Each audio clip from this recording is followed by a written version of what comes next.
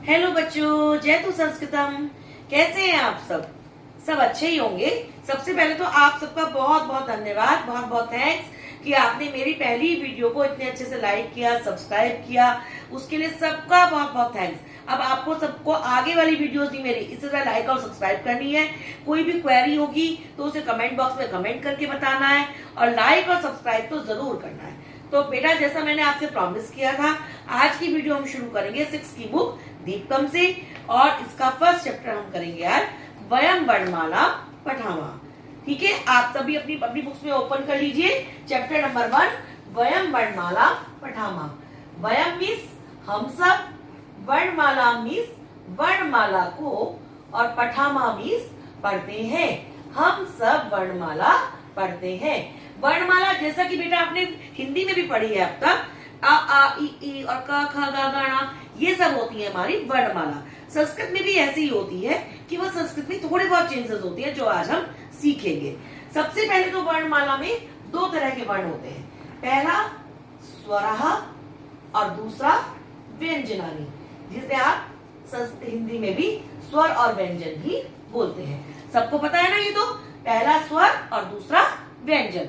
अब आज हम सबसे पहले पढ़ेंगे स्वर। स्वर सीखेंगे हम, स्वर क्या होते हैं। स्वर वो वर्ण होते हैं बेटा जिनका उच्चारण स्वतंत्र रूप से होता है। उनके उच्चारण में हमें किसी और चीज की हेल्प की जरूरत नहीं पड़ती। स्वरों का उच्चारण स्वतंत्र रूप से होता है। स्वरों में भी 2 तरह के स्वर होते हैं। एक होते हैं समान अक्षराणी। अब समान अक्षराणी स्वर में कौन कौन से आते हैं? ए, आ, ई, उ, री और री। ये सारे स्वर जो होते हैं ये समान अक्षर स्वर कहे जाते हैं। मीन्स इनका उच्चारण स्वतंत्र रूप से होता है और ये अपने आप में स्वतंत्र होते हैं। इनके उच्चारण के लिए हमें किन्हीं भी 2 स्वरों को या व्यंजनों को मिलाना नहीं पड़ता है। सेकंड नंबर पर आते हैं बेटा संध्यक्षराणी। संध्यक्षराणी का मतलब होता है जो स्वर 2 स्वरों के मेल से बनते हैं। इसमें हमारे केवल 4 स्वर आते हैं, ए, आई, ओ और औ। ये 4 स्वर जो होते हैं बेटा ये हमारे कहे जाते हैं संध्यक्षर, संधि अक्षर। संधि अक्षर मीन्स 2 अक्षरों को, 2 स्वरों को मिलाकर जो स्वर बनता है उसको हम कहते हैं संधि अक्षर। अब आप कहेंगे कि ये किन 2 स्वरों को मिलाकर बनते हैं, तो सबसे पहले हम लेते हैं ए। ए का मतलब होता है ए प्लस ई। जब हम ए और ई को मिला देते हैं तो ये क्या बनता है हमारा ए, और जो आई होता है ये हमारा बनता है बेटा ए प्लस ए को मिला के। इसी तरह जो ओ स्वर है वो हमारा बनता है ए प्लस ऊ को मिलाकर, और जो औ स्वर होता है वो हमारा बनता है ए प्लस ओ को मिला के। तो हो गए ना ये चारों स्वर दोनों स्वरों को मिलाकर। इसी तरह हम लोग ये आ प्लस ई को मिलाकर ए, आ प्लस ए को मिलाकर आई, आ प्लस ऊ को मिलाकर ओ और आ प्लस ओ को मिलाकर औ स्वर का निर्माण करते हैं। इसीलिए इन्हें संध्यक्षर कहा जाता है। तो बेटा आप सबको स्वर क्लियर हुए? आप एक बार जितना मैंने भी स्वर के बारे में समझाया रिवाइज कीजिए, फिर हम इसका अगला पार्ट व्यंजन पढ़ेंगे अभी। तो बेटा कर लिया आप सबने रिवाइज? स्वर सबको क्लियर हो गए? अब हम शुरू करेंगे व्यंजन से। व्यंजनानि। व्यंजनानि मीन्स व्यंजन। व्यंजन बेटा 4 तरह के होते हैं। और व्यंजन हम बोलते किसे है पता है किसी को?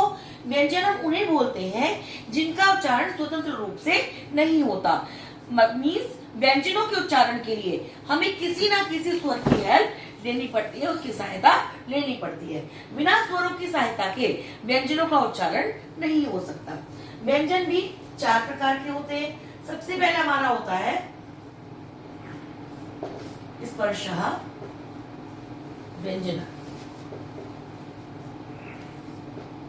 इसमें हमारे आते हैं क, ख, ग, घ, ङ, च, छ, ज, झ, ञ, ट, ठ, ड, ढ, ण, त, थ, द, ध, न, प, फ ब भ म, क ख ग घ ङ च छ ज झ ण ट ठ ड ढ ण ता था दा धा ना पा फा बा भा मा। शॉर्ट में हम ये भी कह सकते हैं कि का से लेकर माँ तक के सारे व्यंजन जो होते हैं वो स्पर्श व्यंजन के अंतर्गत आते हैं। अब इसमें वर्ग व्यंजन भी होते हैं। वर्ग व्यंजन का मतलब जैसे क ख ग घ ण, ये जो फर्स्ट लाइन है इसको हम बोलते हैं क वर्ग। च छ ज झ य, इसको हम बोलते हैं बेटा च वर्ग। ट ठ ड ढ ण, इसको हम बोलते हैं बेटा टा वर्ग। ता था दा धा ना, इसको हम बोलते हैं ता वर्ग। और पा फा बा भा मा, इसको हम बोलते हैं पा वर्ग। मीन्स हर लाइन का जो पहला वर्ड है उसके आधार पर वो वर्ग तय होता है। सेकंड होते हैं हमारे अंतःस्थ व्यंजन, अंतःस्थः व्यंजनानि। इसके अंतर्गत बेटा हमारे केवल 4 व्यंजन आते हैं, य, र, ल और व। य, र, ल और व व्यंजन जो होते हैं ये अंतःस्थ व्यंजन के अंदर आते हैं। थर्ड होते हैं हमारे ऊष्मः व्यंजनः।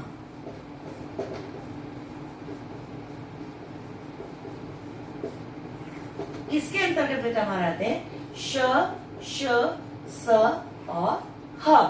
ये 4 व्यंजन जो होते हैं ये हमारे ऊष्म व्यंजन के अंदर बताते हैं। ऊष्म व्यंजन में जिनका उच्चारण करते समय हमारे मुख से ऊष्म मीन्स गर्म हवा निकलती है उन्हें हम कहते हैं ऊष्म व्यंजन, जैसे श, श, स और ह। अब होते हैं हमारे अयोगवाहु।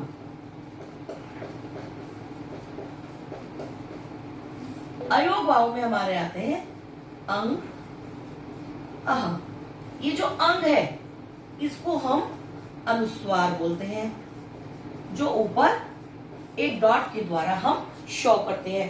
और ये जो अह है इसको हम बोलते हैं विसर्ग, जिनको हम अ के आगे 2 डॉट के द्वारा शो करते हैं। तो बेटा अब दोबारा से देखिए, सबसे पहले आता है स्पर्श व्यंजन क ख ग घ ण च छ ज झ य ट ठ ड ढ ण ता था दा धा ना पा फा बा भा मा। में पहली लाइन का पहला वर्ड होता है उसी के आधार पर उस वर्ग का नाम रखा जाता है। का वाली लाइन में का वर्ग, चा वाली लाइन में चा वर्ग, टा वाली लाइन में टा वर्ग, ता वाली लाइन में ता वर्ग और पा वाली लाइन में पा वर्ग। इस प्रकार ये 5 वर्ग बनते हैं। और क से लेकर माँ तक के सारे व्यंजन जो होते हैं वो स्पर्श व्यंजन कहे जाते हैं। सेकंड होते हैं हमारे अंतःस्थ व्यंजन, जिसमें आते हैं हमारे य, र, ल और व। थर्ड होते हैं हमारे ऊष्म व्यंजन, जिसमें आता है श, श, स और ह। इसके बाद आता है अयोगवाहु, जिसमें अंग और अह आते हैं। अंग जो होता है उसको हम अनुस्वार बोलते हैं, जो हम किसी शब्द के ऊपर लास्ट में डॉट लगा देते हैं। और अह जो होता है उसको हम बोलते हैं बेटा विसर्ग, जो लास्ट में 2 डॉट के द्वारा शो करते हैं। अब आप इसको पढ़िए जल्दी से, उसके बाद फिर हम आगे और करेंगे बेटा। इतना आप इसको रिवाइज कीजिए जल्दी से। ये बेटा आप सबने व्यंजन रिवाइज समझ में आ गया सबको। और देखो जैसा मैंने अभी आपको व्यंजन समझाते हुए बताया कि व्यंजन अपने आप में पूर्ण नहीं होते, इनका उच्चारण स्वतंत्र नहीं होता। तो यदि हम किसी भी व्यंजन को बिना स्वर की सहायता के लिखते हैं तो हम उसको कैसे लिखेंगे, नीचे ये साइन लगाकर। इस साइन को हम क्या बोलते हैं संस्कृत में, हलंत। जब हम इसमें का जोड़ का प्लस आ कर देंगे तब ये का बनेगा। यदि हम इसमें का प्लस आ करेंगे तो ये बन जाएगा का। यदि हम इसमें का प्लस ई करेंगे तो ये बन जाएगा की।